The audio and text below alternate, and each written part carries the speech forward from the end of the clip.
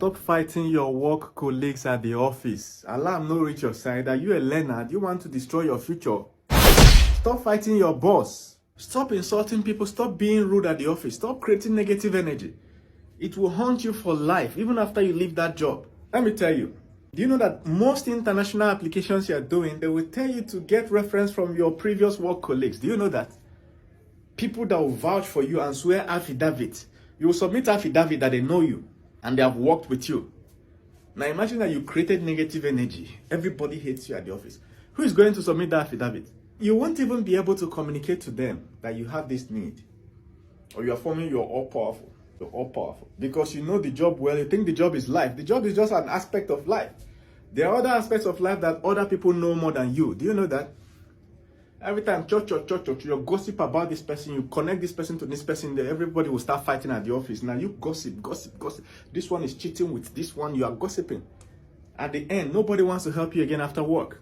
Do you know that your boss that you shouted at and resigned in front of the whole staff? And do you know that tomorrow when you want to travel abroad or get another job, is any serious job opportunity will require you to get a reference from that boss. They will also tell you to bring your bank statement to prove that the boss of that company, they paid you salaries. The boss will sue affidavit. How can he do that if you insulted him, if you are that bad staff, terrible staff? You will lose opportunities in future. Do you know that you spend more time at the office than at home? More quality time. Your work colleagues are your family. Alarm no reach your side. Those people that you think you don't like the way she walks, the way she talks about me, she's told this person that I did this and I told that person is your actual family. When you run into financial challenges, those are the ones that are more likely to rescue you. If I have issues now and I want to pick my phone and say they told me that I should call somebody that will drop 50 million naira for me, the most likely person I will call are people I've worked in the same office with, because they know me and I know their financial capacity and they know mine that I can pay back. They have already known my character. No need for convincing. The other day, one of my friends called me, old friend. I've not spoken with this guy in 12 years. He called me and said, Dave, I know we are classmates, but we've not been close. I have this issue, and this is the money I need. I don't even know if I can pay you back, but if you have it. I was like, oh yeah, drop account number. Because at the time I had the money. But I know this guy, his integrity speaks for him. You get what I'm saying? So that there are many things you can ignore. Working in an office, everybody is not perfect. There will always be somebody that is dragging sitting position with you. Some people want you to stay under the AC so that the cold will be killing you. You go and buy a sweater. There are many things you can ignore. Somebody will say that you did this. Sometimes two ladies in the same office are dragging one guy, or two guys are dragging one lady. Some of these things, you have to ignore them. Somebody stepped on you when they were passing, did not say thank you, did not say sorry. No, all those things. The relationship between you and them is more valuable than whatever they did. Most of those things you are bickering about in the office will not be worth anything in 5 years. Nobody's going to remember because of the problem. She doesn't like you, but she can't remember why. Probably because the day you guys were passing, she did not greet you and she did not greet them 20 years ago. Nobody cares. Value your relationship. It's going to form a foundation for the rest of your life. Your work relationship, your work colleagues. Try and if your company is big, try and make friends with everybody else. Don't just stay in your room, come to work, everybody, they'll be greeting you. You will not even look at them. You go like this till you reach your desk and sit down. And when you're going, you go like this. You think you are the most beautiful person in the world. You are the only lady that is beautiful. Let me tell you, every year, God produces more and more beautiful ladies. Even the ones that are more beautiful than the previous one. Shock you. Even the ones that are not beautiful are using filter. Use filter. Finish the whole internet. You're not the most beautiful. You're not the tallest and handsome guy in the office because 2 or 3 girls are after you. You're walking like this. You will not talk to other guys. You will not form serious relationship. Even the ladies, you will not relate to them in a way that is beyond just dating or that they are dying for you. Form a strong relationship. You will need it in future. Right now I'm saying this, if there's somebody you are quarreling with in the office, go and fix the quarrel. You don't know this person from anywhere. It's just work that brought you together. Why are you fighting? You will need that relationship. Sometimes one person will find an opportunity. Somebody that will resign from work and then they will find an opportunity elsewhere outside the country. Depending on the relationship you have with them, they will reach back to you and pull you out. I have a lot of friends that are abroad today because one person from their office left. We're talking about Germany. I know almost 20, 30 people that are in Germany because one person from their office left. Created opportunity for the rest. You know, they just keep bringing each other out. I ain't talking about UK, US. I know a lot of people that are there just because their best friend moved out. You have to create those valuable friendship. Leave your department in the office, go to the other department, talk to that random guy. Go out for lunch with him, relate with him better. Get to know him personally. You visit his house, let him come to you. That's how you build relationship. It's an effort. You don't know where he's going to be tomorrow.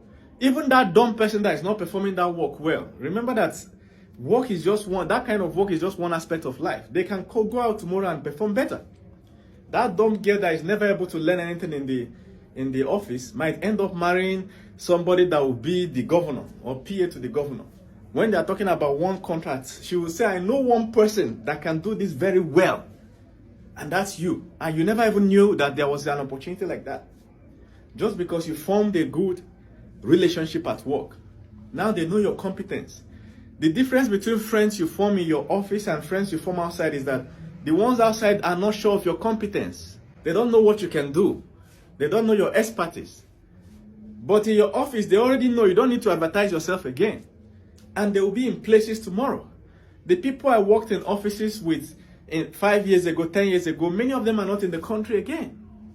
Some of them are doing PhD, master. They're in different countries. Almost any continent I want to go now, there's somebody I can pick a call and say, I'm coming to your house. So form that relationship.